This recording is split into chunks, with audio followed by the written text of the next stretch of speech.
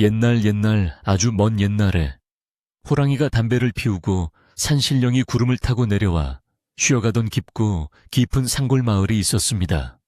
첩첩산중이라 해가 늦게 뜨고 일찍 지는 이 마을은 바람이 불면 대나무 숲이 서걱이며 노래하고 밤이면 별들이 머리 위로 쏟아질 듯 가깝게 반짝이는 곳이었습니다.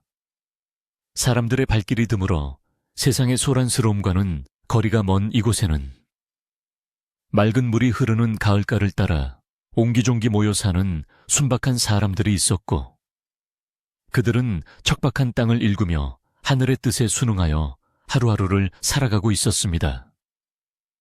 마을 어귀에는 수백 년 된 느티나무가 서 있어 마을을 지키는 수호신처럼 든든하게 버티고 있었고, 그 아래 평상에는 언제나 마을 노인들이 모여 앉아 지난 시절의 이야기를 나누며 세월을 보내곤 했습니다. 가을이 깊어 겨울의 문턱을 넘으려던 어느 날, 차가운 바람이 산등성이를 타고 내려와 마을의 지붕들을 훑고 지나가며 마른 낙엽들을 이리저리 굴리고 있었습니다. 마을 가장 안쪽, 산자락이 시작되는 외딴 곳에는 낡지만 정갈하게 손질된 초가집 한 채가 외롭게 서 있었는데, 이곳에는 마음씨 곱기로 소문난 처녀 연화와 병든 아버지가 단둘이 살고 있었습니다. 지붕의 이연근 해마다 새로 얹어 깔끔했으나 흙벽 곳곳에는 세월의 흔적이 묻어 있었고, 마당 한 구석에는 늦가을의 햇살을 받아 반짝이는 장독대들이 주인의 부지런함을 말해주듯 윤인하게 닦여 있었습니다. 집 주변을 감싼 돌담은 낮았지만 단단해 보였고, 그 너머로는 이제 막 잎을 떨군 감나무 한 그루가 붉은 홍시 몇 개를 매달고 까치밥으로 남겨져 있어 늦가을의 정취를 더하고 있었습니다. 이 집에 사는 연화는 마을 사람들 사이에서 효녀로 칭송이 자자했는데, 그녀의 심성은 마치 진흙 속에서 피어난 연꽃처럼 맑고 고왔습니다. 어머니를 일찍 여의고 홀로 된 아버지를 모시며 살아온 연화는 힘든 살림에도 불구하고 언제나 웃음을 잃지 않았으며, 마을의 굳은 일도 마다하지 않고 도맡아 하여 어른들의 귀여움을 독차지했습니다. 그녀의 얼굴은 화려하지는 않았으나 깊은 산속 옹달샘처럼 맑은 눈망울과 단아한 이마, 그리고 야무지게 담은 인매가 보는 이로 하여금 절로 마음이 편안해지게 만드는 기품을 지니고 있었습니다. 연화는 아침 일찍 일어나 차가운 가을물에 얼굴을 씻고 정화수를 떠놓고 아버지의 병환이 낫기를 비는 것으로 하루를 시작하는 착한 딸이었습니다. 연화의 아버지는 젊은 시절 글을 읽던 선비였으나 가세가 기울고 병을 얻어 지금은 방 안에 누워 지내는 날이 많았습니다. 그는 비록 몸은 쇠약해졌으나 눈빛만은 여전히 꼿꼿하여 가난 속에서도 선비로서의 기계와 자존심을 잃지 않으려 노력했습니다. 그러나 해가 갈수록 깊어지는 기침소리는 얇은 문풍지를 뚫고 새어나와 연화의 마음을 아프게 했고, 약값조차 대기 힘든 형편에 아버지는 딸에게 짐이 되는 것 같아 늘 미안한 마음을 품고 있었습니다. 아버지는 밤마다 잠들지 못하고 뒤척이며 천장을 바라보며 한숨을 쉬곤 했는데, 그럴 때마다 연화는 아버지의 야윈 손을 꼭 잡고 밤새 곁을 지키며 효성을 다했습니다. 어느 날 저녁, 부엌 아궁이에서 타닥타닥 장작 타는 소리가 들려오고 굴뚝으로는 하얀 연기가 피어올라 저녁 밥 짓는 냄새가 마당 가득 퍼졌습니다. 연화는 쌀독을 긁어모은 얼마 되지 않는 쌀로 묽은 죽을 쓰고 있었는데, 아궁이 불빛에 비친 그녀의 얼굴에는 근심이 가득했습니다. 다가올 겨울을 나려면 땔감도 더 마련해야 하고, 아버지의 기침을 멈추게 할 도라지와 배도 구해야 하는데, 곳간은 텅 비어 있고 품삯을 받을 일감도 마땅치 않았기 때문입니다. 하지만 연화는 끓고 있는 죽을 정성스레 저으며 아버지 앞에서는 절대 힘든 내색을 하지 않으리라 다짐하고 또 다짐하며 표정을 밝게 가다듬었습니다. 작은 소반 위에 김이 모락모락 나는 흰죽 한 그릇과 간장 종지 하나, 그리고 잘 익은 김치 한 보시기를 올려 방으로 들어간 연화는 아버지에게 따뜻한 저녁상을 올렸습니다. 아버지는 힘겹게 몸을 일으켜 앉으며 딸을 바라보았고, 연화는 아버지의 등에 푹신한 요를 받쳐드리며 숟가락을 쥐어드렸습니다. 아버지, 오늘 죽이 아주 잘 퍼졌어요. 날이 찬이 따뜻할 때 어서 드세요. 연화의 상냥한 목소리에 아버지는 숟가락을 들었지만 목구멍이 까칠하여 좀처럼 넘어가지 않는지 연신물만 들이키셨습니다. 그 모습을 보는 연화의 가슴은 미어졌지만 내색하지 않고 아버지가 한 술이라도 더 드시도록 옆에서 살뜰히 챙겼습니다. 식사를 마친 후 연화는 숭늉을 내어드리고 윗목에 놓인 낡은 반다디 장롱을 바라보았습니다. 그 장롱은 어머니가 시집 오실 때 가져온 것으로 칠이 벗겨지고 문짝이 삐그덕거렸지만 이 집에서 가장 귀한 물건들을 보관하는 곳이었습니다. 아버지 또한 가끔씩 그 장롱을 물끄러미 바라보시곤 했는데 그 눈빛에는 무언가 깊은 사연이 담겨 있는 듯했습니다. 장롱 깊은 곳에는 20년 전부터 보관해온 작은 헝겊 주머니가 하나 있었는데 아버지는 연화가 어릴 적부터 그 주머니를 절대 열어보지 못하게 했고 아주 위급한 일이 생기기 전에는 꺼내지도 말라고 신신당부하셨던 물건이었습니다. 연화는 그 안에 무엇이 들어있는지 알 수 없었지만 아버지의 엄한 당부에 단 한 번도 궁금해하거나 손을 댄 적이 없었습니다. 밤이 깊어지자 상골 마을의 정막은 더욱 짙어졌고 가끔씩 들려오는 부엉이 울음소리가 고요함을 깰 뿐이었습니다. 아버지는 약 기운에 취해 잠이 드셨고 연화는 호롱불 아래 앉아 삭바느질을 시작했습니다. 이웃 마을 부잣집에서 맡긴 옷감이었는데 밤을 새워서라도 다 지어주어야 쌀 몇 대라도 얻을 수 있었기에 연화의 손놀림은 쉴 새 없이 움직였습니다. 바늘이 천을 뚫고 지나가는 사각거리는 소리가 방 안을 채웠고 문틈으로 황소바람이 들어와 호롱불이 일렁일 때마다 연화의 그림자도 벽 위에서 춤을 추듯 흔들렸습니다. 그녀의 손가락 끝은 바늘에 찔려 거칠어졌지만 잠든 아버지의 평온한 얼굴을 볼 때면 고단함도 눈 녹듯 사라졌습니다. 그러다 문득 연화는 바느질을 멈추고 잠든 아버지의 머리맡에 놓인 물그릇을 갈아주려다 아버지가 잠꼬대처럼 중얼거리는 소리를 듣게 되었습니다. 그분과의 약속을 지켜야 하는데 우리 연화를 알아들을 수 없는 말이었지만 아버지의 목소리에는 깊은 회한과 걱정이 묻어 있었습니다. 연화는 아버지가 말씀하시는 그분이 누구인지 그리고 무슨 약속을 하셨는지 짐작조차 할 수 없었지만 그것이 혹시 장롱 속의 낡은 주머니와 관련된 것은 아닐까 하는 생각이 스치고 지나갔습니다. 하지만 그녀는 곧 고개를 저으며 잡념을 떨쳐내고 아버지가 편안히 주무실 수 있도록 이불깃을 여며드린 뒤 다시 바느질에 몰두했습니다. 바깥바람이 더욱 거세지며 창호지 문을 덜컹거리게 만들었고 마당에 있는 감나무 가지가 흔들리는 소리가 요란하게 들려왔습니다. 올겨울은 유난히 춥고 길 것이라는 마을 어른들의 이야기가 떠올라 연화의 마음은 무거워졌습니다. 땔감은 얼마 남지 않았고 독에 남은 쌀도 바닥을 드러내고 있었기에 이 추운 겨울을 병든 아버지와 어떻게 나야 할지 막막하기만 했습니다.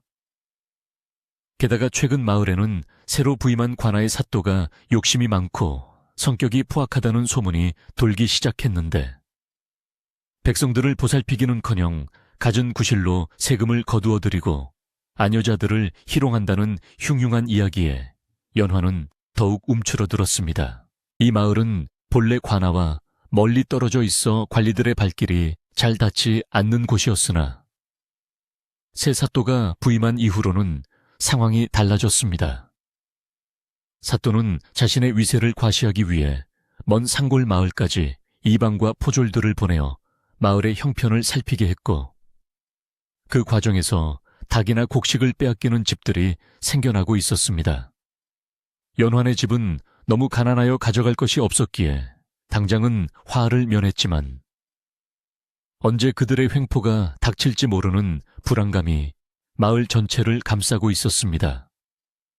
연환은 부디 그들의 눈에 띄지 않고 조용히 이 겨울이 지나가기만을 간절히 바랐습니다.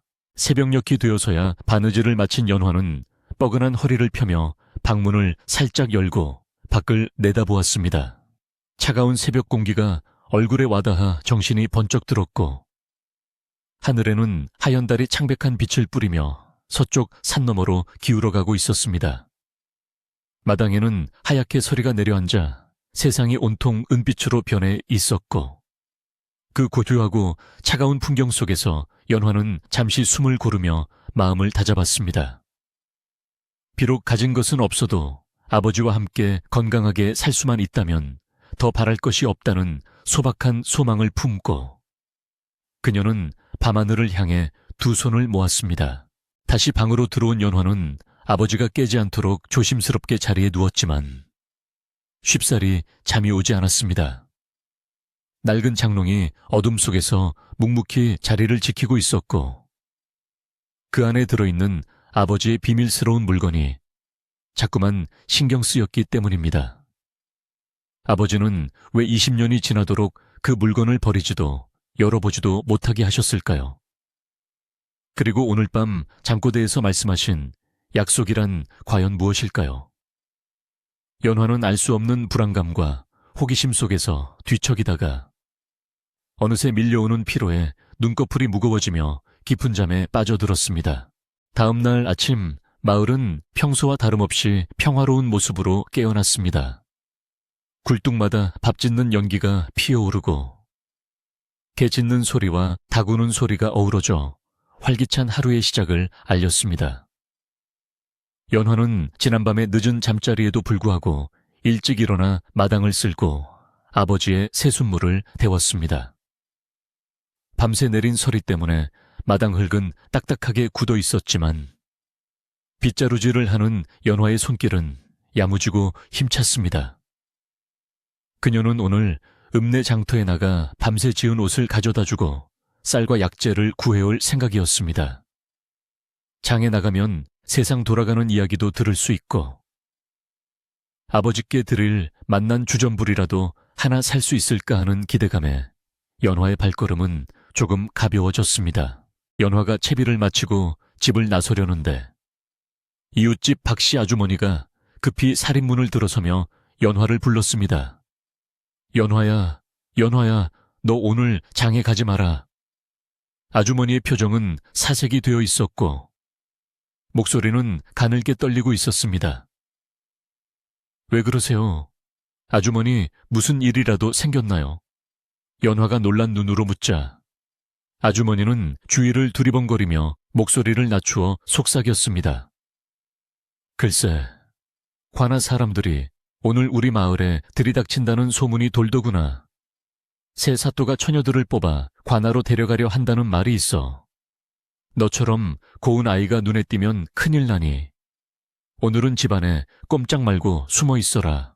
아주머니의 말에 연화의 가슴은 철렁 내려앉았습니다. 흉흉한 소문으로만 듣던 일이 실제로 벌어지려는 모양이었습니다. 연화는 겁이 덜컥 났지만 당장 오늘 끼니를 이을 쌀이 떨어진 상황이라 막막하기만 했습니다. 하지만 아주머니, 아버님 약도 떨어졌고 쌀도 없어서 연화가 말끝을 흐리자 박씨 아주머니는 자신의 치마폭에서 주먹만한 혓쌀 주머니 하나를 꺼내 연화의 손에 쥐어주었습니다. 이걸로 우선죽이라도 쑤어드리고 절대 밖으로 나오지 마라. 알겠지? 내 말이 빈말이 아니다. 아주머니는 신신당부를 하고는 황급히 돌아갔습니다. 연화는 손에 쥐어진 쌀주머니를 내려다보며 멍하니 서 있었습니다. 차가운 늦가을 바람이 옷깃을 파고들었고 멀리서 둥둥 북소리가 들리는 듯한 환청이 들려왔습니다. 평화롭던 산골 마을에 들이운 검은 그림자가 점점 연화의 집을 향해 다가오고 있음을 직감한 그녀는 급히 살인문을 걸어 잠그고 방 안으로 뛰어 들어갔습니다. 영문도 모른 채 누워 계신 아버지를 보며 연화는 불안한 마음을 감추려 애썼지만 쿵쾅거리는 심장 소리는 멈추지 않았습니다. 과연 연화는 이 위기를 무사히 넘길 수 있을까요?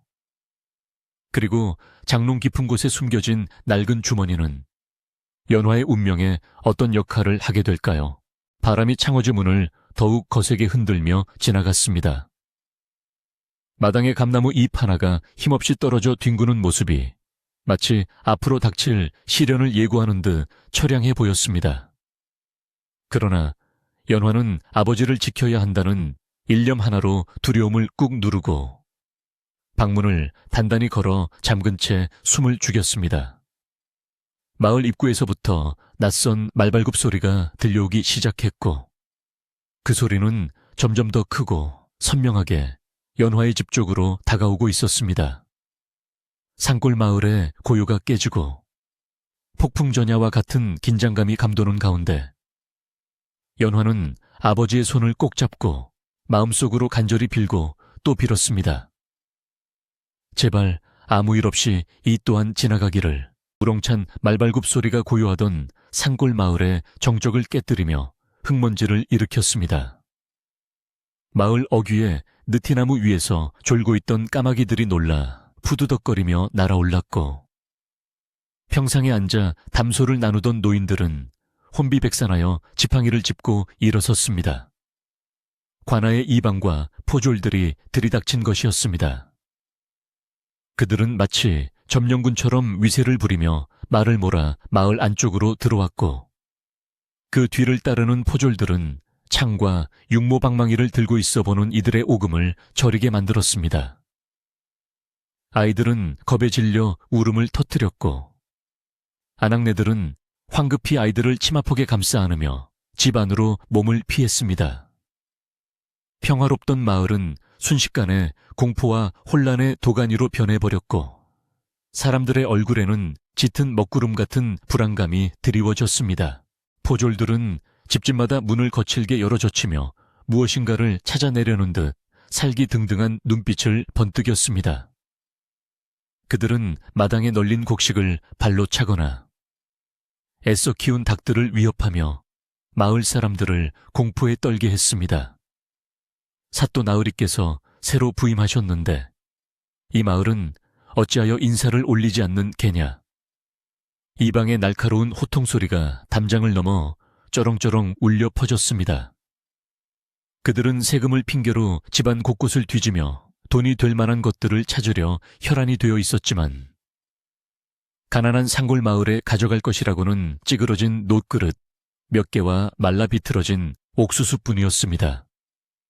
실망한 기색이 역력한 그들의 눈빛은 점점 더 험악해져 갔고 마을 사람들은 그저 숨죽여 고개를 숙일 수밖에 없었습니다.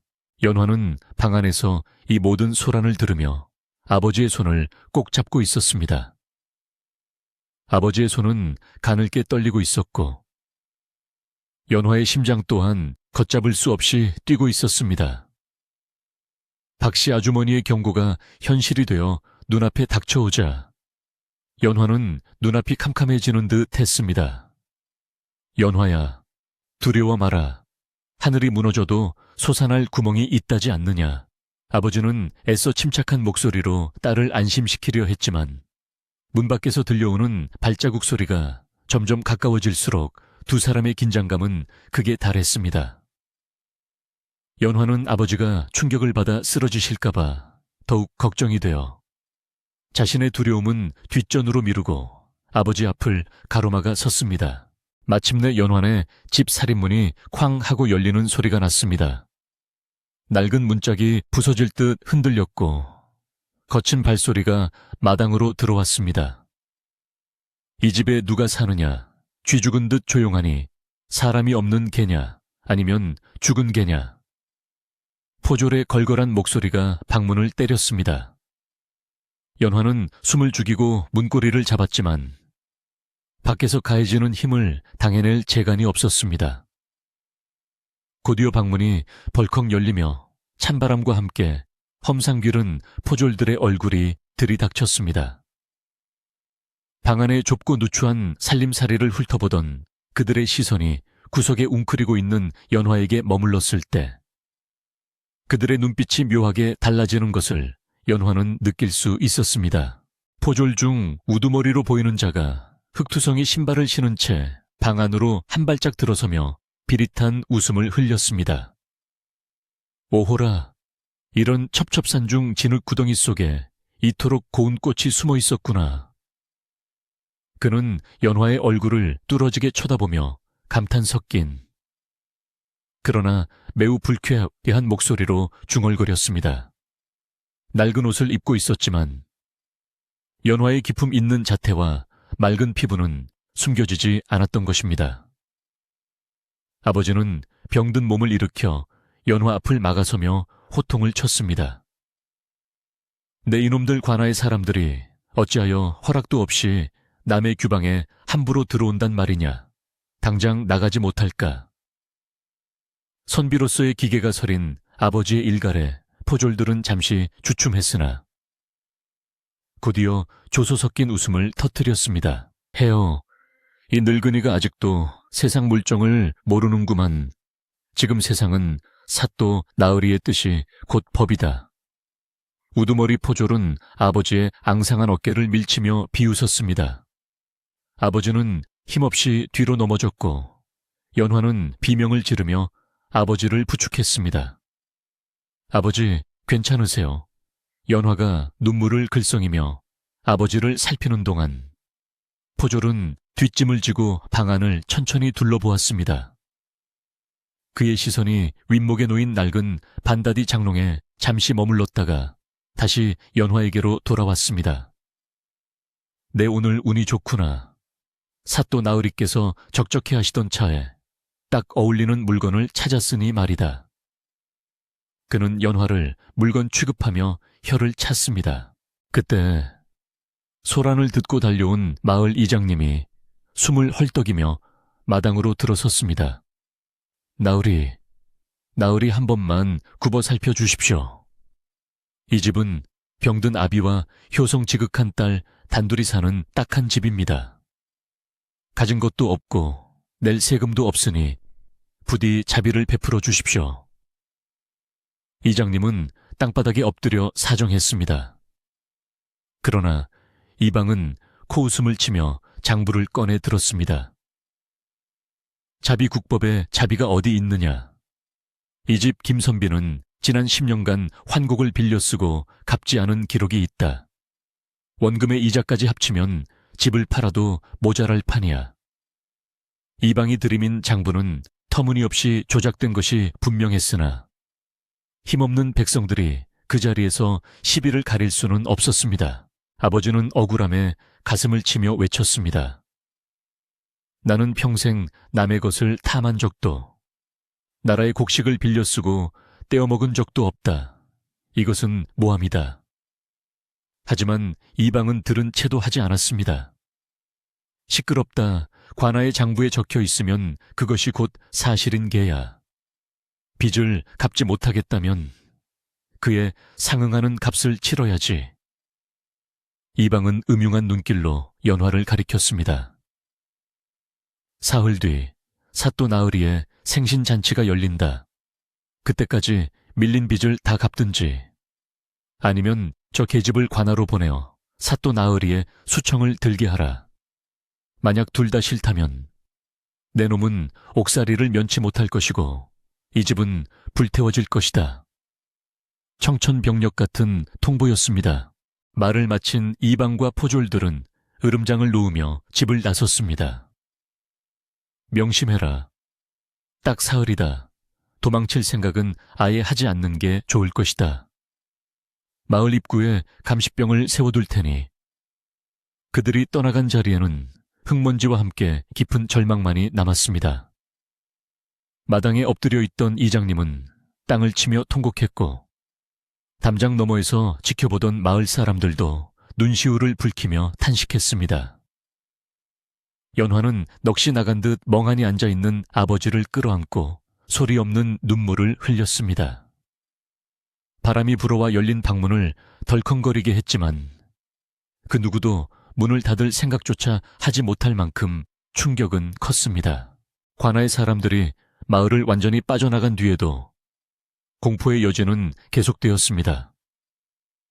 마을 사람들은 335 연환의 집으로 모여들었지만 뾰족한 수가 없어 발만 동동 구를 뿐이었습니다. 어쩌면 좋아.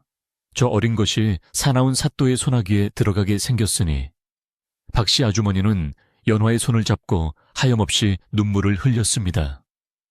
빚이라니요. 당치도 않습니다. 김 선비님이 어떤 분인데 사람들은 이방이 말한 빚이 억지라는 것을 알았지만 관아의 섯을 퍼런 권력 앞에 맞설 힘이 없음을 한탄했습니다. 그들의 위로조차 지금의 연화에게는 가시처럼 아프게 다가왔습니다. 해 질 무렵 마을에서 가장 연로하고 지혜롭기로 소문난 최노인 어른이 지팡이를 짚고 연환의 집을 찾았습니다.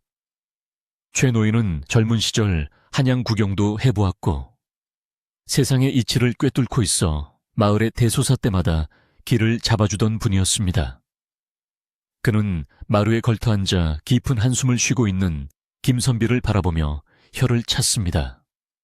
김선비, 자네 마음이 오죽하겠나. 허나 지금은 넋을 놓고 있을 때가 아니네. 호랑이 굴에 들어가도 정신만 차리면 산다고 했네. 최 노인의 목소리는 낮지만 단호했습니다. 그의 주름진 얼굴에는 근심과 함께 어떤 결단이 서려 있었습니다. 김선비는 힘없는 눈으로 최 노인을 바라보았습니다. 어르신, 제가 어찌하면 좋겠습니까? 몸은 병들고 가진 것은 없으니 제 목숨을 내놓아서라도 연화를 지키고 싶습니다만. 김선비의 목소리는 떨리고 있었습니다. 최 노인은 고개를 저으며 말했습니다. 목숨을 버리는 것은 가장 쉬운 해결책 같으나 그것은 남은 자에게 더 큰 고통을 주는 법이네. 저 탐욕스러운 사또는 자네가 죽는다고 해서 연화를 가만둘 위인이 아니야. 오히려 자네의 죽음을 핑계로 더 큰 것을 요구할 걸세. 지금은 분노보다는 차가운 머리가 필요하네. 최 노인은 주위를 둘러보며 목소리를 더욱 낮췄습니다. 내 듣자 하니 이번 사또는 재물 욕심도 많지만 겁도 많은 위인이라 하더군. 강한 자에게는 약하고 약한 자에게는 강한 전형적인 소인배야. 우리가 힘으로 맞설 수는 없지만 그의 허점을 찌를 수는 있을 걸세. 최 노인의 말에 연화의 귀가 번쩍 뜨였습니다. 허점이라니요? 그게 무슨 말씀이십니까? 연화가 다급하게 물었습니다. 최 노인은 잠시 뜸을 들이더니 김선비의 눈을 똑바로 응시하며 말했습니다. 자네, 20년 전에 자네 집에 머물다 갔던 그 귀한 손님을 기억하는가? 혹시 그분이 남기고 간 물건이나 약조가 있다면 지금이 바로 그것을 써야 할 때일세. 김선비의 얼굴이 하얗게 질렸습니다. 20년 전의 일, 그리고 장롱 깊숙이 숨겨둔 주머니. 그것은 그가 무덤까지 가져가려 했던 비밀이었습니다. 어르신께서 그걸 어찌... 김선비가 말을 잇지 못하자 최 노인은 씁쓸하게 웃었습니다. 이 좁은 상월 마을에 비밀이 어디 있겠나. 그때 자네 집 지붕 위로 상서로운 기운이 서리고 밤새도록 누군가와 이야기를 나누던 것을 내보았지. 구체적인 내용은 모르나 평범한 인연은 아니었을 거라 짐작하고 있었네. 최 노인의 통찰력에 김선비는 고개를 떨구었습니다. 그것은 단순한 추억이 아니라 목숨보다 무거울 수 있는 약속이 담긴 물건이었기 때문입니다. 밤이 깊어지자 마을 사람들은 하나둘씩 집으로 돌아갔습니다. 다들 무거운 발걸음으로 돌아가면서도 연환의 집 쪽을 자꾸만 뒤돌아보았습니다. 최 노인도 부디 현명한 판단을 하게나 라는 말을 남기고 어둠 속으로 사라졌습니다. 다시 정막이 찾아온 방 안, 호롱불 아래 마주 앉은 부녀 사이에는 침묵만이 흘렀습니다. 밖에서는 부엉이가 구슬프게 울어대고 바람 소리는 마치 누군가 흐느끼는 소리처럼 들려왔습니다. 사흘이라는 시간은 너무나 짧았고 그 시간 안에 닥쳐올 운명은 너무나 가혹해 보였습니다. 연화는 묵묵히 바느질감을 정리했지만 손끝은 멈춰 있었습니다. 김선비는 한참 동안 벽을 바라보다가 결심한 듯 몸을 일으켜 윗목으로 향했습니다. 삐그덕거리는 장롱문을 여는 아버지의 뒷모습을 보며 연화는 숨을 죽였습니다. 아버지는 떨리는 손으로 장롱 깊숙한 곳에서 먼지 쌓인 헝겊 주머니를 꺼내셨습니다. 세월의 때가 묻어 거무튀튀해진 주머니였지만 아버지에게는 마치 세상에서 가장 귀한 보물인 양 조심스럽게 다루어졌습니다. 연화야, 이리 가까이 오너라. 아버지의 부름에 연화는 무릎걸음으로 다가갔습니다. 주머니에서는 오래된 종이 냄새와 알 수 없는 향기가 희미하게 풍겨 나왔습니다. 이것은 네가 태어나기도 전, 아니 네가 막 태어났을 무렵의 일이다. 아버지는 주머니를 만지작거리며 입을 열었습니다. 20년 전 눈보라가 몹시 치던 밤이었지. 한선비가 길을 잃고 우리 집을 찾아왔었다. 행색은 초라했으나 눈빛만은 범상치 않은 분이었어. 나는 그분께 따뜻한 밥 한 끼와 잠자리를 내어드렸을 뿐인데 그분은 떠나시면서 이 물건을 내게 맡기셨단다. 아버지는 잠시 말을 멈추고 회상에 잠긴 듯 먼 곳을 바라보았습니다. 연화는 침을 꼴깍 삼키며 다음 말을 기다렸습니다. 과연 저 낡은 주머니 속에 무엇이 들어있기에 아버지는 그토록 소중히 간직해 오셨던 것일까요? 그분은 말씀하셨다. 훗날 감당할 수 없는 큰 어려움이 닥치거든 이 주머니를 열어보라고. 그리고 그 안에 든 것을 관아의 가장 높은 자에게 보이라고 하셨지. 그러면 반드시 길이 열릴 것이라고. 아버지의 목소리는 떨리고 있었지만 그 눈빛에는 신락 같은 희망이 서려 있었습니다. 그러나 동시에 깊은 두려움도 담겨 있었습니다. 만약 그분의 약속이 헛된 것이라면, 혹은 그분이 이미 세상을 떠난 뒤라면 이 물건은 아무런 소용이 없을 뿐만 아니라 오히려 화를 부를 수도 있기 때문이었습니다. 연화는 아버지의 손에 들린 주머니를 바라보며 이것이 자신들의 운명을 가를 마지막 동아줄임을 직감했습니다. 그날 밤 연화는 잠을 이루지 못하고 뒤척였습니다. 머리맡에 놓인 주머니에서는 신비한 기운이 뿜어져 나오는 듯 했습니다. 사또의 탐욕스러운 얼굴과 이방의 협박, 그리고 최 노인의 조언이 머릿속에서 뒤엉켜 어지러웠습니다. 사흘 뒤면 그녀는 관아로 끌려가야 할 처지였고 병든 아버지는 홀로 남겨질 것이었습니다. 연화는 자신이 희생하여 아버지를 살릴 수만 있다면 기꺼이 그리하겠다고 다짐했지만 아버지가 보여준 낡은 주머니가 자꾸만 마음에 걸렸습니다. 그것은 단순한 물건이 아니라 아버지의 자존심이자 마지막 희망이었기 때문입니다. 새벽달기 울기 전 연화는 조용히 일어나 정화수를 떠놓고 달을 보며 기도했습니다. 비나이다 비나이다 천지신명님께 비나이다. 부디 저희 아버지의 믿음이 헛되지 않게 해주시고 이 낡은 주머니가 저희를 지켜줄 수 있게 도와주소서. 차가운 새벽 공기 속에서 연화의 기도는 간절하게 울려 퍼졌습니다.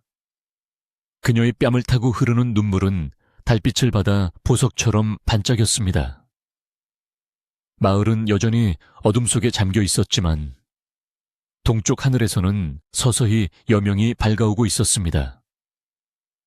그것은 다가올 시련의 시작을 알리는 빛이기도 했고 동시에 어둠을 몰아낼 희망의 빛이기도 했습니다. 이제 이틀이 남았습니다.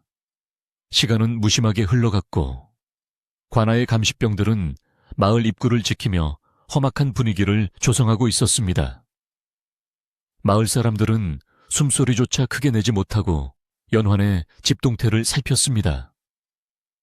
과연 연환은 사또에 첩이되어 끌려갈 것인가? 아니면 낡은 주머니 속의 비밀이 기적을 일으킬 것인가? 산골 마을에 운명이 걸린 시간이 점점 다가오고 있었습니다.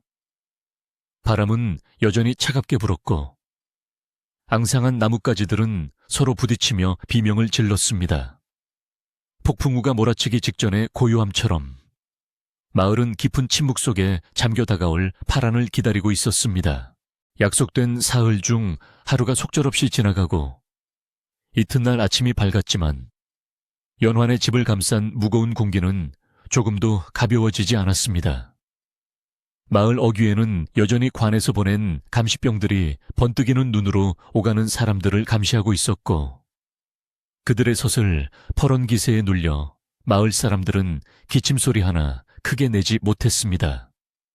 하늘은 잔뜩 찌푸려 금방이라도 눈이 쏟아질 듯 잿빛이었고 산비탈을 타고 내려오는 칼바람은 앙상한 나뭇가지들을 흔들며 윙윙거리는 소리를 내어 사람들의 불안한 마음을 더욱 부채질했습니다. 연화는 굳게 닫힌 방문 틈으로 들어오는 희미한 빛에 의지해 아버지의 마른 얼굴을 닦아드리며 다가올 운명의 시간을 조용히 가늠하고 있었습니다. 방 안에 누운 김선비의 병세는 극심한 마음의 고통으로 인해 하루가 다르게 악화되고 있었습니다. 억울한 누명과 딸을 사지로 내몰아야 한다는 죄책감이 그의 가슴을 짓눌러 숨을 쉴 때마다 가슴 깊은 곳에서 쇳소리가 났고 열은 불덩이처럼 치솟았습니다. 연화야, 이 못난 아비를 용서해라. 내 너를 고생만 시키다가 결국 이런 험한 꼴까지 보게 하는구나. 아버지는 혼미한 정신 속에서도 딸의 손을 잡고 눈물을 흘리며 자책했습니다. 연화는 그런 아버지의 손을 자신의 뺨에 대고 고개를 저으며 반드시 이 위기를 이겨내고 아버지를 지키겠노라고 마음속으로 굳게 다짐했습니다. 이제는 더 이상 미룰 수 없는 시간이 되었습니다.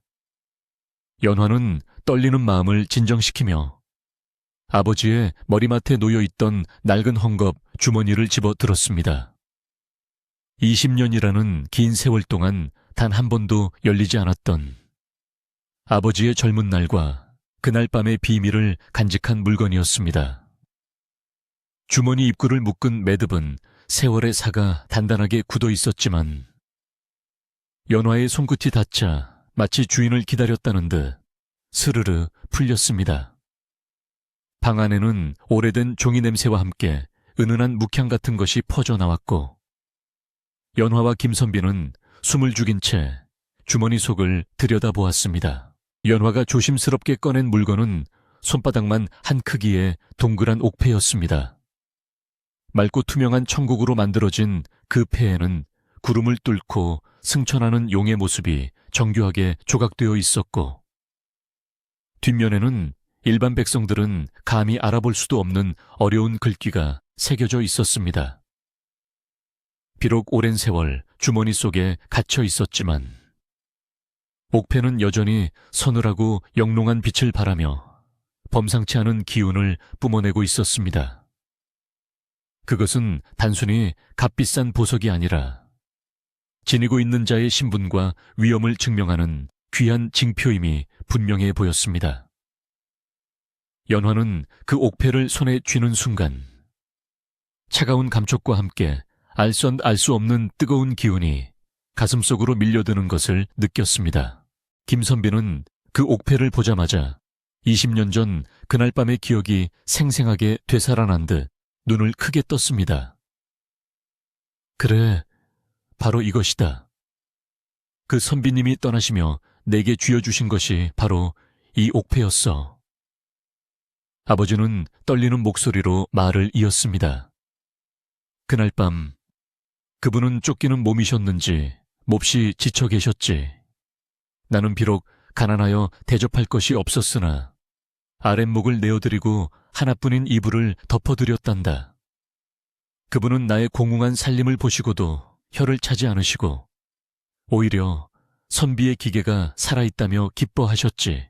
아버지의 눈시울이 붉어지며 잊고 있었던 그날의 대화들이 주마등처럼 스쳐 지나갔습니다. 그분은 떠나시면서 말씀하셨다. 내 지금은 신분을 밝힐 수 없으나 훗날 그대가 감당할 수 없는 억울한 일을 당하거든 이 패를 관아의 수령에게 보이시오. 그러면 이 옥패가 나를 대신하여 그대를 변호할 것이오. 라고 말이다. 김선비의 회상 속 선비는 단순한 나그네가 아니었습니다. 그의 말투와 행동에는 숨길 수 없는 위험이 있었고 눈빛은 세상을 꿰뚫어 보는 듯 날카로웠습니다. 연화는 아버지의 말을 들으며 손에 쥔 옥패를 다시금 내려다보았습니다. 이 작은 돌덩이에 과연 탐욕스러운 사또를 굴복시킬 힘이 들어있는 것일까요? 하지만 지금 연화에게는 이것이 유일한 희망이자 무기였습니다. 해가 중천에 뜨자 사또가 보낸 심부름꾼이 다시 연환의 집을 찾아와 행패를 부리기 시작했습니다. 어이, 김선비 빚 갚을 돈은 마련되었는가? 내일이면 잔칫날인데 돈이 없으면 딸이라도 곱게 단장시켜 놓아야 할 것이야. 심부름꾼은 마당에 침을 뱉으며 빈정거렸습니다. 그는 연화가 두려움에 떨며 울고 있을 것이라 짐작하고 방문을 걷어찼으나 방 안에서 들려오는 연화의 목소리는 의외로 차분하고 당당했습니다. 돌아가시오. 내일 아침 내 직접 관하로 가서 사또 나으리를 뵙고 말씀드릴 것이오. 그러니 더 이상 내 아버님을 괴롭히지 마시오. 서리빨 같은 연화의 대꾸에 심부름꾼은 흠칫 놀라 뒷걸음질 쳤습니다. 연화의 단호한 태도에 기가 눌린 심부름꾼은 투덜거리며 돌아갔지만 그가 남기고 간 말들은 비수가 되어 연화의 가슴에 꽂혔습니다. 내일이면 모든 것이 결정된다. 연화는 옥패를 쥔 손에 힘을 주었습니다. 만약 이 옥패가 아무런 효력이 없다면 그녀는 사또의 놀이개가 되거나 죽음을 택해야 할지도 모릅니다. 하지만 연화는 두려움에 잠식당하는 대신 차가운 이성으로 내일을 준비하기로 했습니다. 그녀는 부엌으로 나가 물을 두고 오랫동안 입지 않아 장롱 깊이 넣어두었던 하얀 무명 저고리와 치마를 꺼내어 정성스럽게 다듬질을 시작했습니다. 밤이 깊어지자 산골의 바람은 더욱 거세게 울부짖었고 창호지 문은 쉴 새 없이 덜컹거렸습니다. 연화는 다듬이질 소리에 맞춰 마음을 다잡았습니다. 톡, 톡, 톡, 톡. 다듬이 방망이 소리는 마치 전쟁터로 나가는 병사의 북소리처럼 비장하게 울려 퍼졌습니다. 그녀는 내일 사또 앞에서 결코 비굴한 모습을 보이지 않으리라 다짐했습니다. 낡고 기운 옷이지만 티끌 하나 없이 깨끗하게 손질된 옷을 입고 선비의 딸로서 당당하게 그들 앞에 설 것이라 생각했습니다. 아버지 김선비는 그런 딸의 뒷모습을 바라보며 소리 없는 눈물을 삼킬 뿐 아무런 말도 해줄 수가 없었습니다. 이윽고 사사흘째 되는 날의 아침이 밝아왔습니다. 동쪽 산 너머로 붉은 해가 솟아오르며 마을의 어둠을 밀어냈지만 연환의 집마당에는 여전히 긴장감이 감돌았습니다. 연환은 새벽같이 일어나 목욕재개를 하고 밤새 손질한 하얀 소복을 갖춰 입었습니다. 화장기 없는 맨얼굴이었지만 결연한 의지가 담긴 그녀의 눈빛은 그 어떤 화장보다도 빛났습니다. 머리는 단정하게 비서 쪽을 쥐고 은비녀 하나를 꽂아 정갈함을 더했습니다. 그리고 아버지께 받은 옥패를 고운 비단천에 감싸 품속 깊이 간직했습니다. 거울 속에 비친 그녀의 모습은 마치 찬 서리를 맞고 핀 한 송이 국화처럼 고고해 보였습니다. 집을 나서기 전 연화는 아버지께 큰절을 올렸습니다. 아버지, 다녀오겠습니다. 부디 걱정 마시고 진지 드시고 계세요. 제가 반드시 좋은 소식을 가지고 돌아오겠습니다. 연화의 목소리는 떨리지 않았습니다. 김선비는 앙상한 손으로 딸의 어깨를 잡고 한참을 바라보다가 고개를 끄덕이며 딸을 놓아주었습니다. 그래, 부디 몸조심하거라. 하늘이 우리를 버리지 않으실 게다. 아버지는 문틀을 잡고 서서 딸이 살인문을 나서 멀어질 때까지 눈을 떼지 못했습니다. 그의 눈에는 딸을 사지로 보내는 아비의 피를 토하는 심정이 고스란히 담겨 있었습니다. 연화가 대문을 나서자 마을 사람들이 하나둘씩 모여들었습니다. 그들은 연화가 울며불며 끌려갈 것이라 생각했으나 제 발로 걸어나오는 당당한 모습에 놀라움을 감추지 못했습니다. 연화야, 박씨 아주머니가 울먹이며 다가왔지만 연화는 옅은 미소를 지으며 고개를 숙여 인사할 뿐이었습니다. 그녀의 주변에는 범접할 수 없는 기운이 흐르고 있어 누구도 섣불리 말을 건네거나 앞을 막아서지 못했습니다. 연화는 마을 사람들의 안타까운 시선을 뒤로하고 관아가 있는 읍내를 향해 묵묵히 발걸음을 옮겼습니다. 마을에서 관아까지는 10리길, 좋기 1시간은 걸어야 하는 거리였습니다. 연화가 걷는 길가에는 늦가을의 억새들이 바람에 흔들리며 서걱거렸고 하늘에서는 까마귀들이 불길한 소리로 울어대며 그녀의 머리 위를 맴돌았습니다. 하지만 연화는 주위의 풍경에 눈길을 주지 않고 오직 앞만 보고 걸었습니다. 걸음마다 밟히는 흙과 돌멩이들이 발바닥을 아프게 했지만 그녀의 품속에 있는 옥패의 온기가 심장을 데워주어 추위와 두려움을 잊게 해주었습니다. 그녀는 마음속으로 수없이 되뇌었습니다. 나는 죄인의 딸이 아니다. 나는 떳떳한 선비의 딸이다. 한참을 걸어 마침내 관아의 높은 소슬대문이 시야에 들어왔습니다.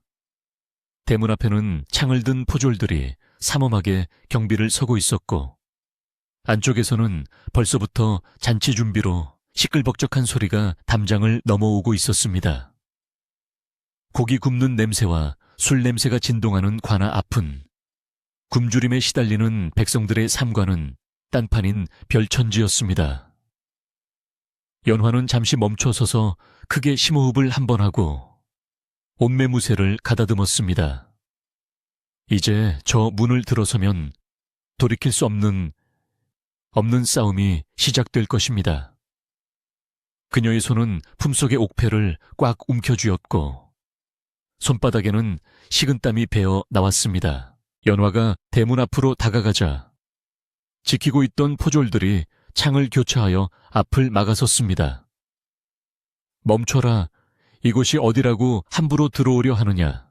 포졸의 고함 소리에도 연화는 눈 하나 깜짝하지 않고 그들을 똑바로 응시했습니다. 성골 마을에 사는 김진사의 딸 연화라 하오. 사또 나으리의 명을 받고 왔으니 길을 비키시오. 연화의 목소리는 크지 않았으나 맑고 또렷하여 듣는 이의 귀에 쏙 들어박혔습니다. 포졸들은 그녀의 초라한 행색과 달리 기품 있는 말투와 태도에 기가 눌려 서로 얼굴만 쳐다볼 뿐이었습니다. 사또 나으리가 찾던 그 계집인가 복은 들여보내라. 안쪽에서 상관으로 보이는 자가 소리치자 포졸들은 마지못해 길을 열어주었습니다. 연화는 고개를 꼿꼿이 세우고 관아의 마당으로 들어섰습니다. 넓은 마당에는 이미 많은 하객이 자리 잡고 있었고 형형색색의 비단천과 깃발들이 나부끼고 있었습니다. 한쪽에는 악공들이 음악을 연주하고 기생들이 춤을 추고 있었지만 연화가 들어서자 장내의 분위기는 일순간 묘하게 가라앉았습니다. 하얀 소복을 입은 연화의 등장은 화려한 잔치상에 찬물을 끼얹은 듯 이질적이고 충격적인 모습이었기 때문입니다. 마당 한가운데 상석에는 비단 옷을 입고 거만하게 앉아있는 사또가 보였습니다. 기름진 얼굴에 술이 잔뜩 오른 사또는 연화가 들어오는 것을 보자 입가에 비릿한 미소를 띄었습니다. 오호, 네가 제 발로 찾아왔구나. 네 아비가 옥에 갇히는 꼴은 보기 싫었던 모양이지. 사또의 조롱 섞인 말에 주변의 아첨꾼들이 와하하 웃음을 터뜨렸습니다. 그들의 웃음소리는 날카로운 가시가 되어 연화의 귓가를 찔렀지만 그녀는 흔들리지 않고 천천히, 아주 천천히 사또가 있는 단상 앞으로 걸어 나갔습니다. 수많은 사람의 시선이 연화의 등 뒤에 꽂혔습니다. 동정하는 눈빛, 호기심 어린 눈빛, 그리고 경멸하는 눈빛들이 뒤섞여 그녀를 압박했습니다. 하지만 연화는 오직 사또의 눈만을 바라보며 걸음을 옮겼습니다. 이제 사또와의 거리는 불과 5걸음. 연화는 걸음을 멈추고 품속에 넣어두었던 손을 천천히 꺼냈습니다. 그녀의 손에는 붉은 비단천에 쌓인 작은 물건이 들려 있었습니다. 사또는 그것이 자신에게 바칠 뇌물이나 폐물이라 생각하고 탐욕스러운 눈길을 보냈습니다.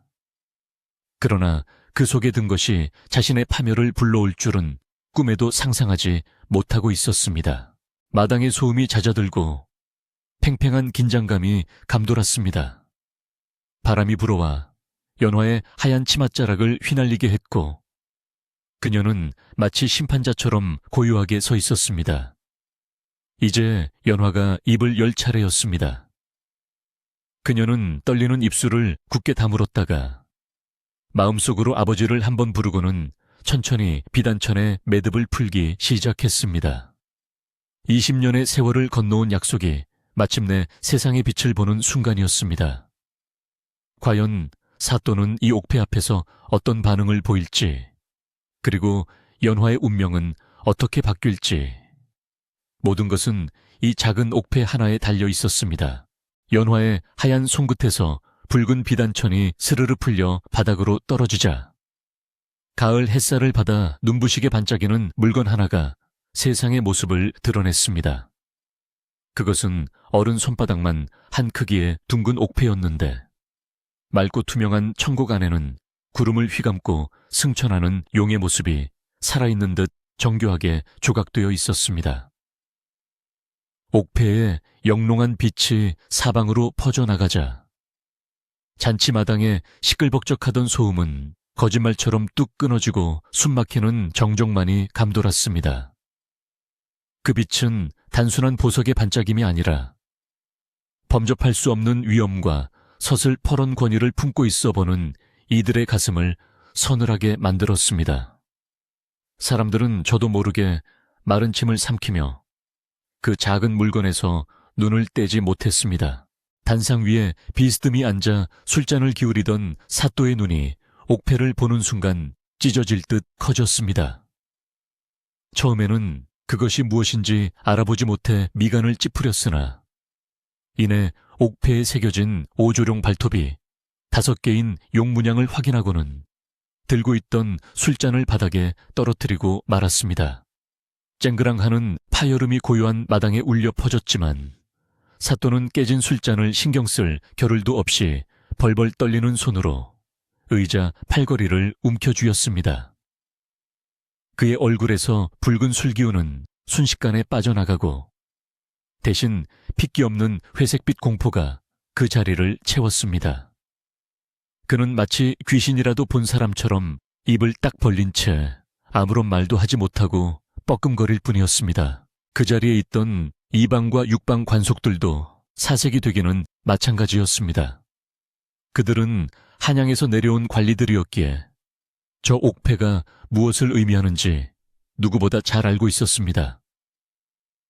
그것은 임금님이 직접 하사하는 심표로 왕의 대리인이거나 왕실의 최측근임을 증명하는 어사패보다도 더 상위의 권위를 지닌 특사패였기 때문입니다. 이 패를 지닌 자는 왕의 권한을 대행하여 탐관 오리를 즉결 처단할 수 있는 막강한 힘을 가지고 있었습니다. 이방은 다리가 풀려 그 자리에 주저앉았고 포졸들은 들고 있던 창을 놓칠 뻔하며 황급히 고개를 숙였습니다. 연화는 떨리는 가슴을 진정시키며 옥패를 높이 쳐들고 사또를 향해 한 걸음 더 다가갔습니다. 그녀의 목소리는 차분했지만 그 안에는 서리빨 같은 기백이 서려 있어 마당 전체를 쩌렁쩌렁 울렸습니다. 사또는 이 물건이 무엇인지 알아보시겠습니까? 20년 전 눈보라치던 밤 제 아버님께서 구해드린 분이 남기신 정표입니다. 그분께서는 훗날 억울한 일이 생기면 이 패를 관해 보이라 하셨습니다. 지금 제 눈앞에 있는 사또는 나라의 녹을 먹는 관리로서 이 패 앞에서 한 점 부끄러움이 없으십니까? 연화의 일갈은 사또의 심장을 찌르는 비수가 되어 꽂혔습니다. 사또는 덜덜 떨리는 다리를 지탱하지 못하고 의자에서 굴러떨어지듯 내려와 바닥에 납작 엎드렸습니다. 그의 거만하던 태도는 온데간데 없고 오직 살려달라는 비굴함만이 남았습니다. 아이고, 죽을 죄를 지었습니다. 소인이 눈이 멀어 귀한 분을 알아보지 못하고 큰 결례를 범했습니다. 부디 한 번만 용서해 주십시오. 사또가 땅바닥에 머리를 쿵쿵 찌으며 읍소하자 잔치에 초대되었던 양반들과 마을 사람들은 경악을 금치 못했습니다. 하늘 높은 줄 모르고 위세를 떨던 사또가 시골 처녀 앞에서 벌벌 기는 모습은 그야말로 천지개벽과도 같은 광경이었습니다. 연화는 엎드린 사또를 내려다보며 지난 며칠간 아버지와 자신이 겪었던 공포와 소름을 떠올렸습니다. 하지만 그녀는 감정에 치우쳐 분노를 터뜨리는 대신 아버지의 가르침대로 냉정함을 유지하려 애썼습니다. 사또, 이 옥패의 주인이 누구신지는 짐작하시리라 믿습니다.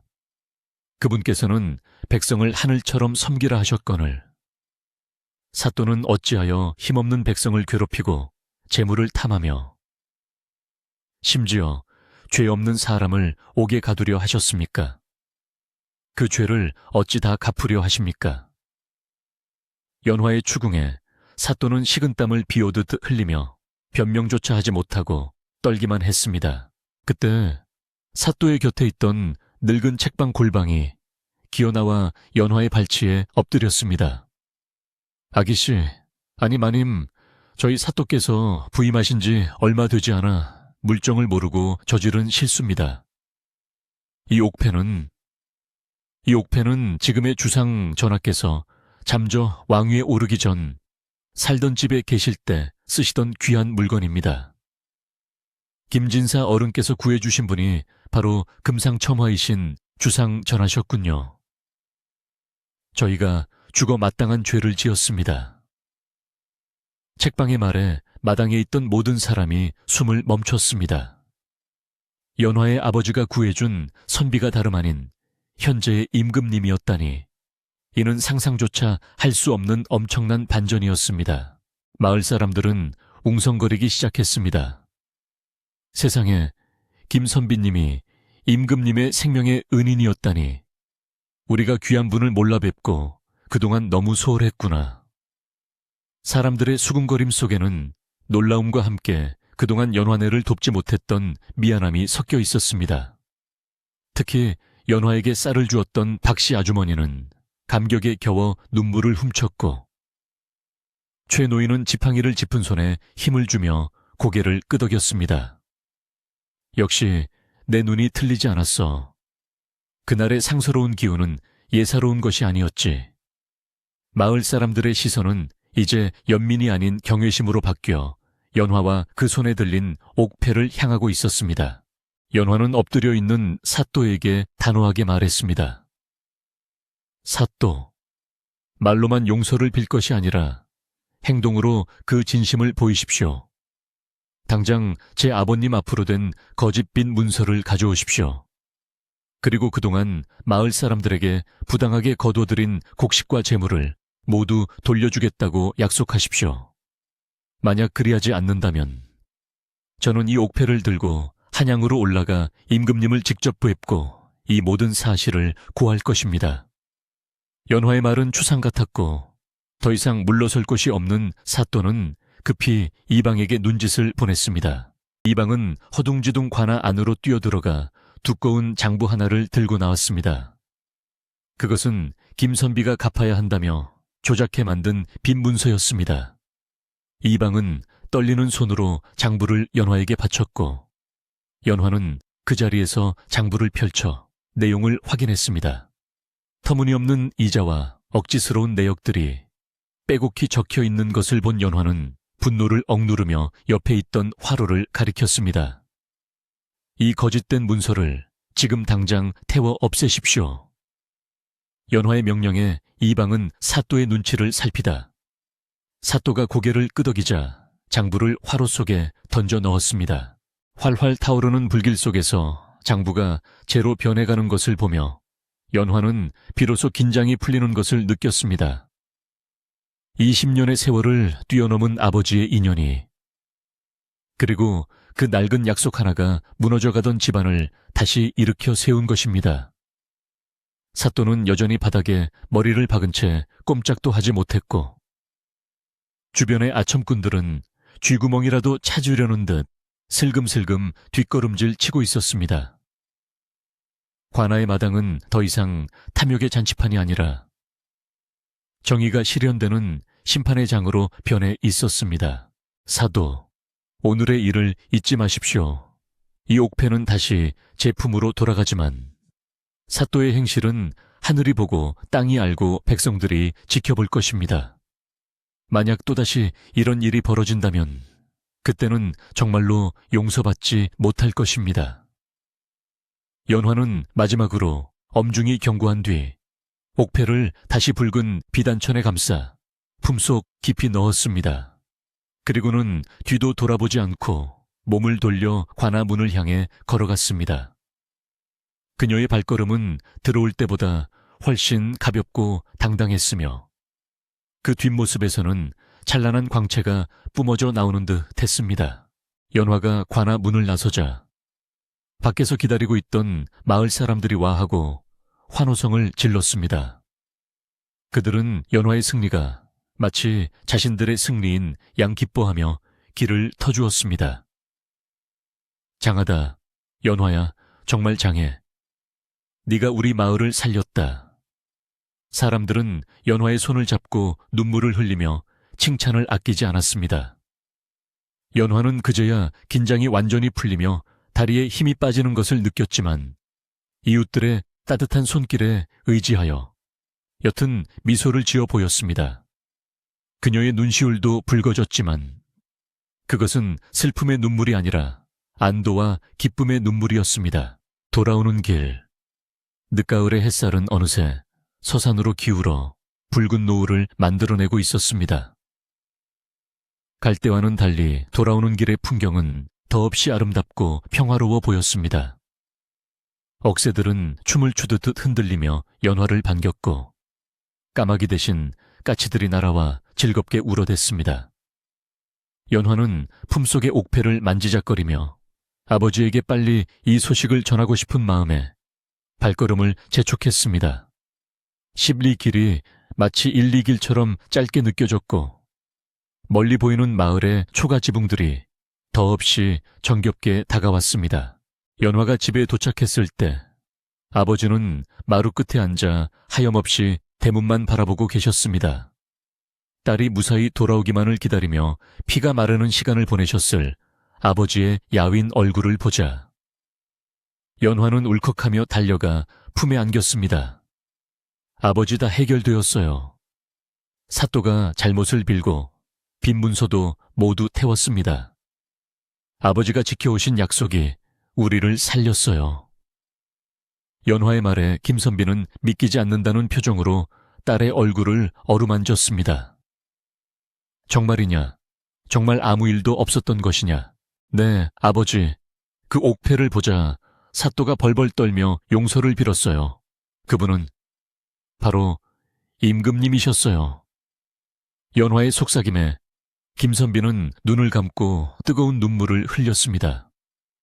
아, 그분이 과연 내 짐작이 틀리지 않았구나. 은혜를 잊지 않으셨어. 아버지는 하늘을 향해 감사의 기도를 올렸습니다. 20년 동안 가슴속에 묻어두었던 무거운 짐이 한순간에 사라지는 순간이었습니다. 부녀는 서로를 부둥켜 안고 한참 동안 그 자리에 머물렀고 마당의 감나무도 가지를 흔들며 그들을 축복해 주었습니다.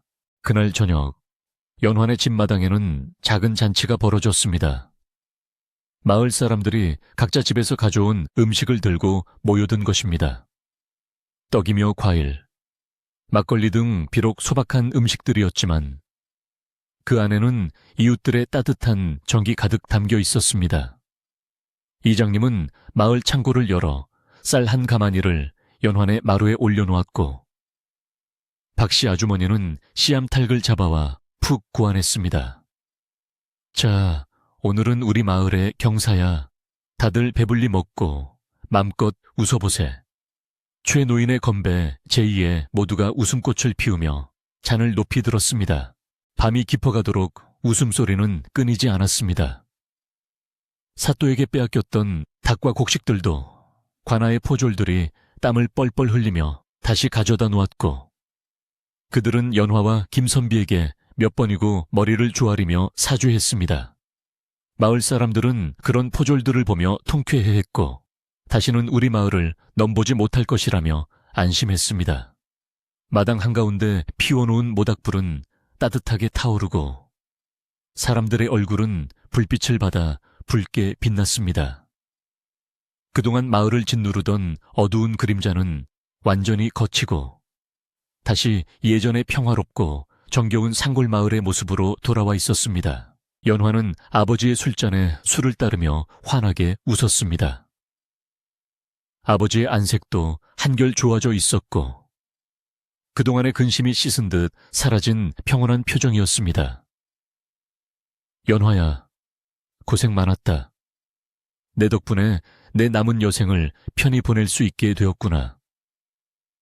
아버지의 따뜻한 칭찬에 연화는 수줍게 고개를 숙였습니다. 모닥불 튀는 소리와 이웃들의 웃음소리, 그리고 밤하늘의 별빛이 어우러져 연환의 집은 세상 그 어느 곳보다 따뜻하고 행복한 공간이 되었습니다. 이제 더 이상 두려울 것도, 걱정할 것도 없는 평온한 밤이 깊어가고 있었습니다. 소란스러웠던 잔치가 끝나고 며칠이 지나자 성골 마을에는 다시금 예전의 평화롭고 고요한 일상이 찾아왔습니다. 하지만 그 공기는 이전과는 사뭇 달랐는데 마을을 감싸고 있던 무거운 근심과 두려움의 안개가 걷히고 그 자리에 따스한 햇살과 희망의 기운이 채워졌기 때문입니다. 아침마다 들려오던 새들의 지저귀문 더욱 경쾌하게 들렸고 마을 어귀에 느티나무는 잎을 다 떨구었음에도 불구하고 왠지 모를 든든함으로 마을을 지키고 서 있는 듯했습니다. 연환의 집 살인문은 이제 굳게 걸어 잠글 필요 없이 활짝 열려 있었고 그 열린 문 사이로 이웃들이 수시로 드나들며 정겨운 인사를 건네곤 했습니다. 사람들의 얼굴에는 여유가 생겼고 눈빛에는 생기가 돌았습니다. 사건이 있은 다음 날 아침, 관에서는 술에 한가득 물건을 실어 연환해 집으로 보내왔습니다. 그것은 뇌물이 아니라 사또가 자신의 잘못을 뉘우치고 김선비와 연화에게 보내는 사죄의 뜻이 담긴 선물들이었습니다.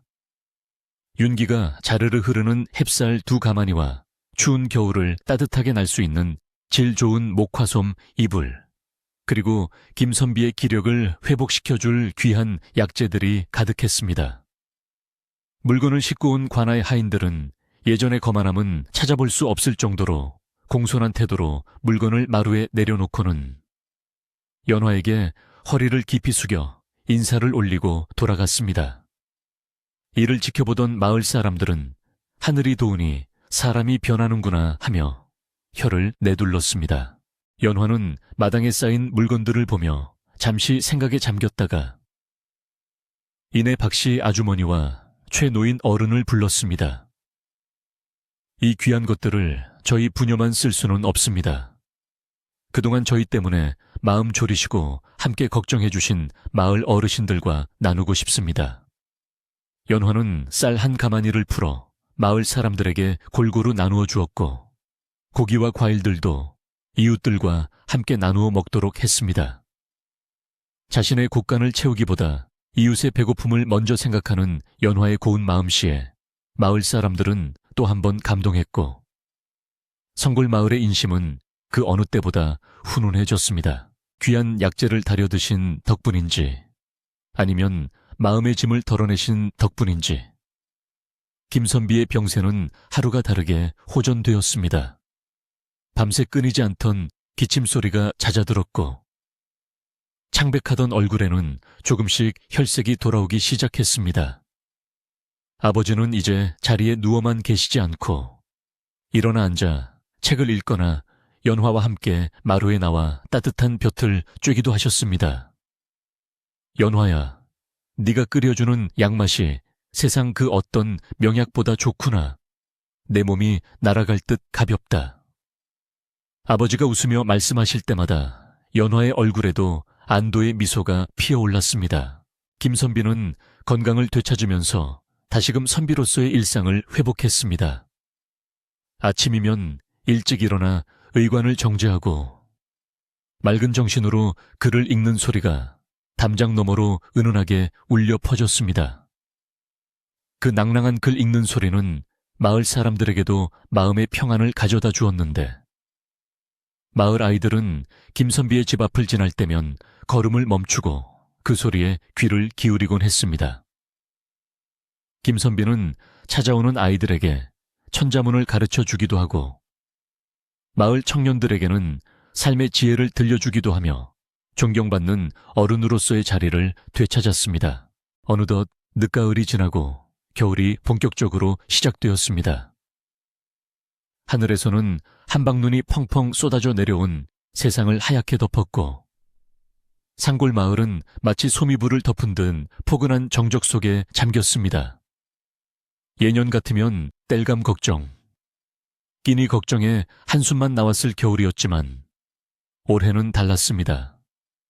광에는 쌀과 땔감이 가득했고 아랫목은 절절 끓었으며 무엇보다 마음이 든든했기에 추위 따위는 전혀 느껴지지 않았습니다. 연화는 창문을 살짝 열고 마당에 소복이 쌓이는 눈을 바라보며 지난 가을에 폭풍우 같았던 시간들이 마치 꿈처럼 아득하게 느껴졌습니다. 연화는 아버지의 명에 따라 그 귀한 옥패를 다시 깨끗한 비단천에 감싸 장롱 가장 깊은 곳에 보관했습니다. 이 물건은 우리를 지켜준 수호신이나 다름없지만 함부로 세상에 내보여서는 안 되는 것이다. 그분의 뜻을 마음속에 새기고 우리는 분수에 맞게 조용히 살아가는 것이 도리이다. 아버지의 가르침에 따라 연화는 옥패의 존재를 잊은 듯 지냈지만 가끔 장롱 문을 열 때면 느껴지는 그 서늘하고도 따뜻한 기운에 마음을 다잡곤 했습니다. 그것은 단순한 권력의 상징이 아니라 정직과 신의가 결국 승리한다는 믿음의 증표였기 때문입니다. 관아의 사또는 그날 이후로 완전히 딴 사람이 되었습니다. 그는 자신의 지난 과오를 씻기 위해 백성들의 소리에 귀를 기울이고 부당한 세금을 감면해주는 등 선정을 베풀기 위해 노력했습니다. 물론 그것이 옥패에 대한 두려움 때문이라는 것을 모두가 알고 있었지만 백성들은 이유야 어찌되었든 평화로운 삶을 누릴 수 있게 된 것에 만족했습니다.